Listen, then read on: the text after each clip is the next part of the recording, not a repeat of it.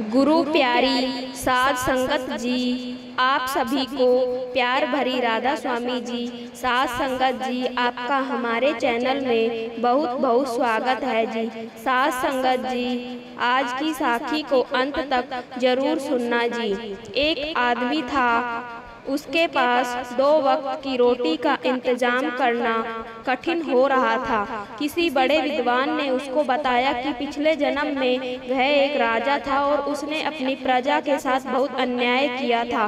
किसी की भी जमीन हड़पना, तरह तरह के आरोप लगा देना, इससे वह अपने खजाने भरता गया और एक दिन उसकी मृत्यु हो गई। इस जन्म में इतनी गरीबी उसके किए पिछले जन्म के पापों के कारण है, जो उसको भुगतान करना ही होगा, क्योंकि भगवान ने जिसकी किस्मत में सुख लिख दिया उसको सुख, और जिसकी किस्मत में दुख लिख दिया उसको दुख भोगना ही पड़ता है, क्योंकि भगवान का लिखा स्वयं भगवान भी नहीं बदल सकते। यह बात सुनकर उसने मान लिया कि अब उसको पूरा जीवन ऐसे ही काटना होगा, पिछले किए पाप का फल भोगना होगा।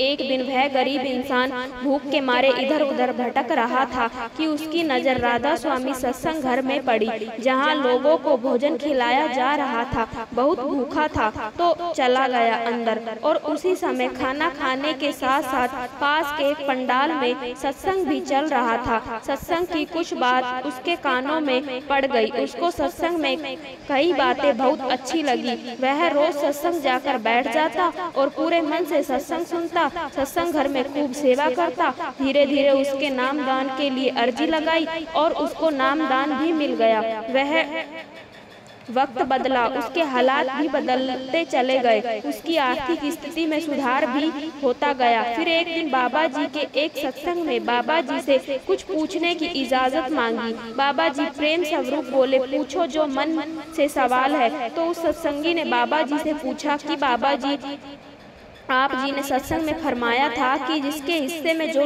लिखा हुआ है उसको वही प्राप्त होता है, और जिस समय लिखा गया है उसी समय प्राप्त होता है। उससे कम या उससे अधिक, उसे पहले या उससे बाद में किसी को प्राप्त नहीं होता, चाहे वह सुख हो या फिर दुख हो और तकलीफें हो, सबको अपने कर्मों का फल भुगतना ही पड़ता है।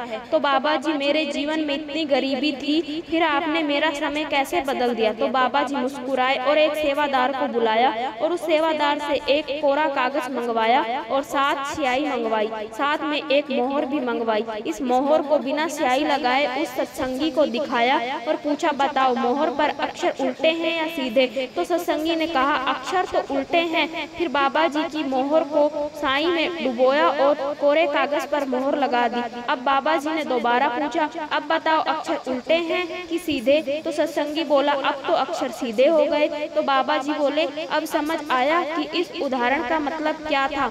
मगर वह सत्संगी भाई हैरान था और कहने लगे, बाबा जी जरा खुलकर समझाओ कि आप इस उदाहरण से क्या समझाना चाह रहे हो। तो बाबा जी बोले, जिस प्रकार मोहर में अक्षर उल्टे थे और स्याही लगाकर छपने पर सीधे हो गए, इसी तरह जीव का भाग्य भी सीधा हो जाता है अगर उसकी जिंदगी में परमात्मा रूपी संत सतगुरु आ जाते हैं और जीव सतगुरु की शरण में आ गए तो सतगुरु उसके भाग्य को भी बदल देते हैं। सतगुरु चाहे तो किस्मत का लिखा भी बदल देते हैं। जब ब्रह्मा जी ने वेदों की रचना की थी तो ना करने के बाद भी उनकी स्याही बच गई थी, तो वह उसे लेकर भगवान के पास गए थे और ब्रह्मा जी ने प्रार्थना की थी कि इस स्याही का क्या करना है। तो भगवान जी ने कहा, इस स्याही को लेकर संतों को दे दो, क्योंकि मैंने लोगों की किस्मत उनके कर्मों के हिसाब से लिख दी है। अब मैं चाहूँ तो भी लिखा हुआ नहीं बदल सकता, लेकिन एक सच्चा संत सतगुरु अगर चाहे तो मेरा लिखा हुआ भी बदल सकता है। साध संगत जी, इसलिए हर सत्संग में कहा जाता है कि अपने आप को अपने सतगुरु को सौंप दो और सतगुरु के बताए मार्ग पर चलकर तो देखो, भगवान लिखा हुआ भी बदल देता है। अपने सतगुरु पर अटूट विश्वास करके तो देखो, हर बिगड़े काम खुद बेखुद सही हो जाते हैं। तो मालिक की मेहर जरूर होगी। नाम की बख्शिश देकर अपनी मोहर तो बाबा जी हमारे ऊपर लगा ही चुके हैं। अब हम बहुत ही किस्मत वाले हैं जो बाबा जी ने हमें अपनी शरण में ले लिया है। हमें उस कुल मालिक का शुक्राना करना चाहिए जिससे हम ऐसी जगह पैदा किया जहां मालिक की दया में शुक्राना की बातें होती है और जहां हम हर वक्त उस कुल मालिक की मौजूदगी का एहसास करते हैं।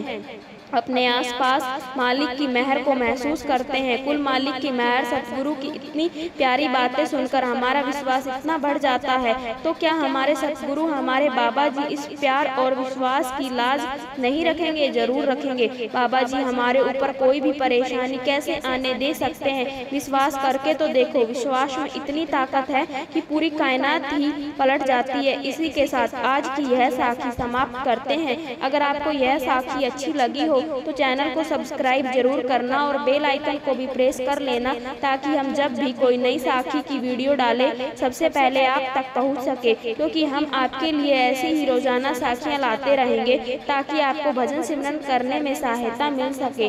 राधा स्वामी जी।